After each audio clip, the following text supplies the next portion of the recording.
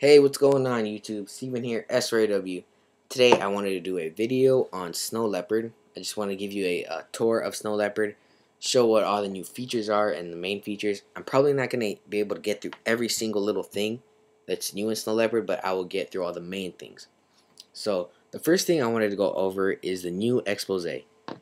For those of you who don't know what expose is, and most of you should if you're watching this video, is if you have some windows open and you open expose, it'll show you all the windows that you have open, so you can select which one you want to be on easy and fast. Now the new expose in Snow Leopard is really cool because if you see there's a thin line right here, and that separates your open windows from your minimized windows. So here are everything that I have minimized, which is really cool. So if I want to open my Twitter page that is minimized, I just click it and it'll open it for me.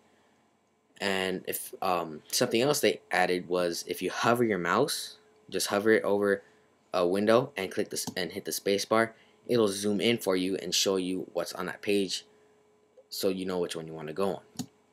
So that is the new expose in Snow Leopard. The next thing I wanted to cover is the new icon magnifier in a Finder window. So say I have my applications folder open, and right here in the bottom right hand corner there is this slider. So if I click that and drag it to the right, my icons will go big. If I drag them this way, they'll go smaller. So bigger and smaller like that. So let me show you zoomed out here. These icons can go really big. If I put it all the way, as you can see, they are just really big. And the Mac icons, they are really high quality, so it looks great when it's this big, but I don't really like it that big because this screen isn't that big. But and also they could go that's like really small if you wanted to, but I just like to keep it normal. And also if you have Snow Leopard on a MacBook, you can use the 2-finger pinch like on the iPhone to do it. So as you can see, I'm not moving my mouse and I am still going bigger and smaller with the 2-finger pinch. And you can also do that on your desktop. So I'm on my desktop and I'm using 2 fingers. That's something they added, but I like to keep it regular size. So that is a new thing they added. And also I wanted to point out that in Snow Leopard the icons look great. I mean, the icons just have more color, they're brighter, and they just look way better in Snow Leopard. Like the Firefox icon looks like just way better. It probably doesn't look good on your side on the YouTube player, but here they just look way better than in Leopard. And also if I right click something, that blue line that's highlighted when my mouse is over something, that line looks way better. I know it's not a big deal, it's not something that, you know, that's really cool, but it just looks way brighter. And also in Spotlight, all this blue around here looks way better. I mean, the colors and everything just look way better. And also in Snow Leopard, Spotlight is way faster. If I spell it right, it is running way faster than in Leopard. So that's something I like about it. I can find everything easier and quicker. Now, next thing I wanted to point out is preview. Now, everyone knows what preview is if you own a Mac. It is the Apple's image viewer.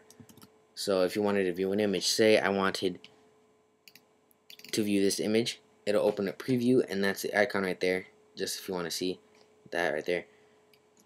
They made it way better because you can now add text to your photos, which you weren't able to before. You should have been able to do that like before Snow Leopard, but they added it now. So if you click annotate, right, that button right there, if you click that, this toolbar will come up at the bottom. It has all these buttons. I'll go through every one, show you what all of them do. So I'll click this first one. It is an arrow.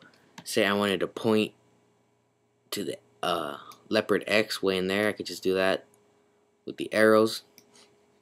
The next button is a circle. So say I wanted to do a circle over the X to make it you can just draw circles. Next is a square, or rectangles, whatever you want to call them. You can also change the color of the shapes. And you can also change how big the border is, and you can make it even a dotted line if you wanted to.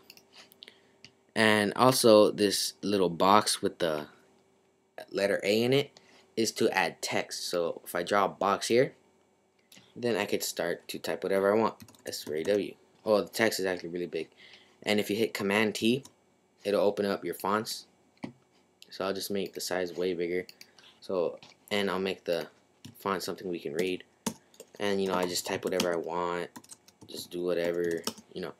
So that's something really cool that they added in Snow Leopard. I'm glad they added that text and shape thingy to preview. I was actually waiting for that. They should have had it before, but at least they have it now. I'm gonna hit don't save. Next, I wanted to go over the stacks in your dock. So what stacks is if you have a folder and you click it, it'll show what's in that folder. So for a better example, I'm gonna go ahead and put my applications folder in my dock because it'll be a better example for what I'm going to show you. If I click that stack, the window won't cover the whole screen and make the icons smaller. It'll keep the icons regular size, and it'll add this scroll ball. Before, it wouldn't have this scroll ball. It wouldn't have the scroll bar. It would take up the whole screen and make the icons really small. So that's cool that they added this scroll bar. And say if I open a folder that's in a stack, like I wanted to access iWork09, I click that folder and it won't open the folder, it'll show me what's in the folder, and I can access the folder from still in the stack. And also they added this little arrow pointing to the left. If I click that, it'll go back. So I thought that was really cool. That's something cool they added in the new stacks in Snow Leopard. So I'm just gonna go ahead and close that. Now, next what I want to cover is the spaces. What spaces is, it's like a virtual desktop. For me, it's my middle mouse button, but basically it's this, and I'll show you. I can have a couple windows open. I can have this one here, and this one here, and then I could just use my keys and go through them like that. You can, in system preferences, you can change how many spaces you want or whatever. But the thing I wanted to point out in spaces is that these blue boxes, they look way better, and when you're using the scroll ball or your scroll wheel, whichever one, to go through the spaces, it is much smoother. In Leopard, it was really hard to choose which space you wanted when you were scrolling, either using 2 fingers on the MacBook or using a scroll ball. It is way smoother. It is easier to select any one that I want. Before in Leopard, it wasn't very good. It was all choppy and it was hard to choose which one I wanted. So I'm glad they added that. And some things change it in system preferences, just a little though. No big changes. The keyboard and the mouse are now separate.